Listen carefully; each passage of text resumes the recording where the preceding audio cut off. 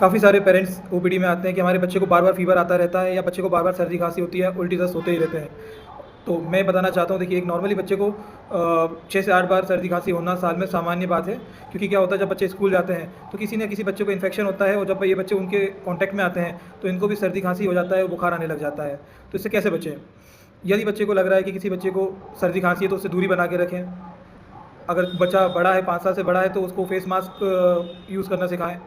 और अगर बच्चा एक्सपोज़ हो जाए तो उसको हैंड वॉश करने की सही टेक्निक जो डब्ल्यूएचओ द्वारा निर्धारित है, उसको उस तरह से उसको हैंड वॉश करना सिखाएँ।